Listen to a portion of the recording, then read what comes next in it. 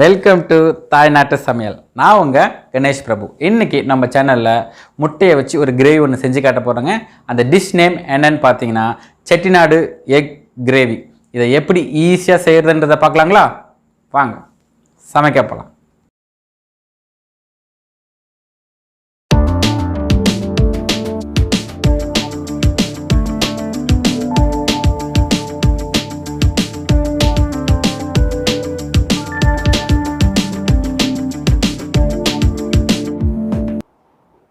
தேவையான பொருட்கள்: வேக வைத்த முட்டை 6 நம்பர், பொடியாக நறுக்கின வெங்காயம் 3 நம்பர் 150 கிராம், அரைச்ச தக்காளி 3 நம்பர் 150 கிராம், ஜீரகம் 1/2 டீஸ்பூன், 1 டீஸ்பூன் சோம்பு, 3 டீஸ்பூன் தனியா, மிளகு 1 டீஸ்பூன், காஞ்ச மிளகாய் 2 நம்பர், திருகின தேங்காய் 5 டேபிள் ஸ்பூன், 1/2 டீஸ்பூன் கடுகு, பெருங்காயம் 1 பிஞ்ச், இஞ்சி பூண்டு விழுது 2 டீஸ்பூன், ஸ்லைஸ் பண்ண பச்சை மிளகாய் 1 நம்பர், மஞ்சள் தூள் 1/2 டீஸ்பூன், 1 டீஸ்பூன் காஷ்மீரி மிளகாத்தூள், உப்பு 1/4 டீஸ்பூன், பியூர் மிளகாத்தூள் 1/4 டீஸ்பூன், கருவேப்பிலை ஒரு கையளவு, பொடியாக நறுக்கின கொத்தமல்லி 2 டீஸ்பூன், எண்ணெய் 4 டீஸ்பூன். ஒரு பேனில் 2 டீஸ்பூன் எண்ணெய் ஆட் பண்ணிக்கங்க. அதில் 1 டீஸ்பூன் ஜீரகம், சோம்பு 1 டீஸ்பூன், தனியா 3 டீஸ்பூன். தனியா 3 டீஸ்பூன் ஆட் பண்ணிக்கங்க போதும். அதுக்கப்புறமா இது எல்லாத்தையுமே ஒரு 30 செகண்டுக்கு லைட்டாக அப்படியே வதக்கங்க.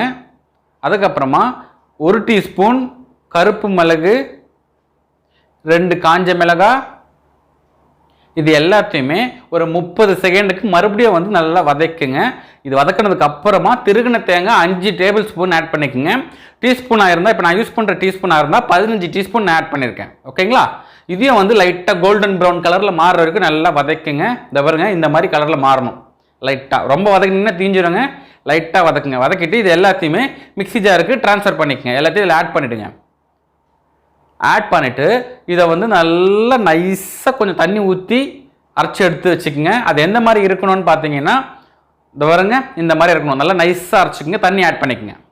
அதுக்கப்புறமா ஒரு பேனில் 2 டீஸ்பூன் எண்ணெய் ஆட் பண்ணிக்கோங்க. ஆட் பண்ண உடனே லைட்டாக மிக்ஸ் பண்ணிவிட்டு உடனே வந்து நம்ம பாயில் பண்ணி வச்சுருந்தா 6 முட்டை வந்து ஆட் பண்ணிவிடுங்க. இதுலேயே ஆட் பண்ணிவிட்டு இதை வந்து நல்லா ரோஸ்ட் பண்ணிகிட்டே இருங்க. ஒரு 2 நிமிஷத்துக்கு ஹை ஃப்ளேமில் ரோஸ்ட் பண்ணிங்கன்னா அந்த முட்டைக்கு மேலே அந்த ஒயிட் இருக்குது இல்லைங்களா, அது எல்லாமே வந்து கோல்டன் ப்ரௌன் கலரில் மாறும். இந்த மாதிரி அந்த மாதிரி மாறிச்சுனாலே அந்த வெள்ளை எல்லாமே வந்து திக்காகிடுச்சுன்னு அர்த்தம். நல்லா ரோஸ்ட் ஆகிடுச்சுன்னு அர்த்தம். இந்த பாருங்கள், இந்த மாதிரி ஆகிடணும். இந்த மாதிரி ஆனவுடனே தனியாக எடுத்து வச்சுருங்க. இப்போ மீதி இருந்த எண்ணெயிலேயே ஒரு 2 டீஸ்பூன் எண்ணெய் ஆட் பண்ணிக்கோங்க. ஆட் பண்ணிவிட்டு அதில் கடுகு 1/2 டீஸ்பூன் ஆட் பண்ணிக்கோங்க.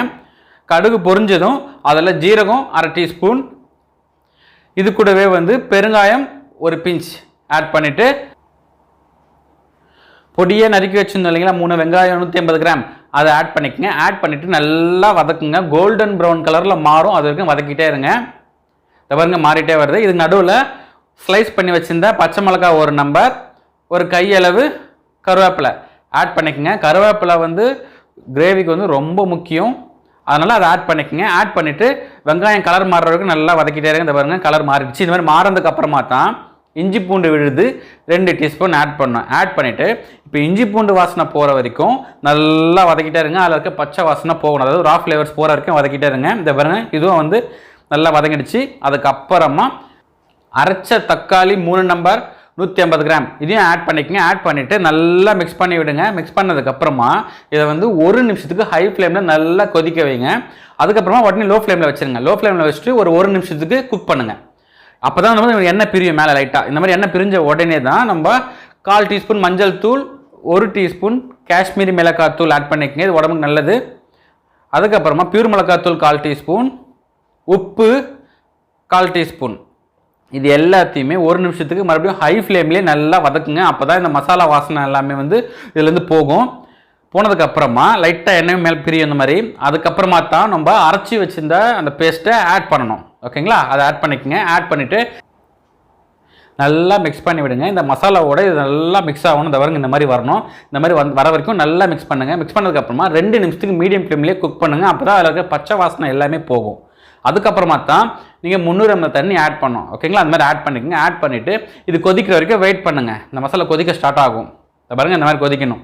இந்த மாதிரி கொதிக்க ஸ்டார்ட் ஆனதுக்கப்புறமா தான் நம்ம ஆல்ரெடி வந்து அவிச்ச முட்டை வந்து ரோஸ்ட் பண்ணி வச்சுருந்தோம் இல்லைங்களா, அதை வந்து ஆட் பண்ணிக்கோங்க. 6 நம்பர் ஆட் பண்ணிவிட்டு இந்த மாதிரி கொதிக்கிற வரைக்கும் வெயிட் பண்ணுங்கள். இந்த மாதிரி கொதித்த உடனே இப்போ வந்து 5 நிமிஷத்துக்கு லோ ஃப்ளேம்லேயே மூடி வச்சு குக் பண்ணுங்கள். அப்போ தான் வந்து இந்த கிரேவி வந்து நல்லா திக்காகணும். இந்த பாருங்கள் இந்த மாதிரி கிரேவி திக்காக வர வரைக்கும் கொதிக்க வைங்க.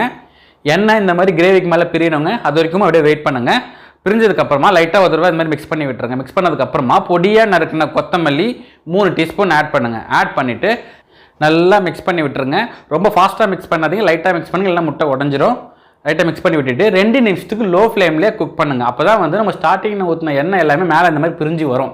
இந்த மாதிரி பிரிஞ்சு வந்துச்சுன்னா டிஷ் அவ்வளோதாங்க. இந்த பாருங்க கிரேவி இப்படி தான் இருக்கணும். அவ்வளோதான், டிஷ் முடிஞ்சிருச்சுங்க. தாய்நாட்டு சமையலில் இன்றைக்கி உங்களுக்காக செட்டிநாடு எக் கிரேவி செஞ்சு காட்டியிருக்கேன். இது எல்லாருமே ட்ரை பண்ணி பார்த்துட்டு கமெண்ட் பண்ணுங்கள். அவ்வளோதான். இந்த வீடியோ உங்களுக்கு பிடிச்சிருந்ததுன்னா உங்கள் ஃப்ரெண்ட்ஸ்க்கெல்லாம் ஷேர் பண்ணுங்கள். மறக்காமல் சப்ஸ்கிரைப் பண்ணுங்கள். Until then, bye from Ganesh Prabhu.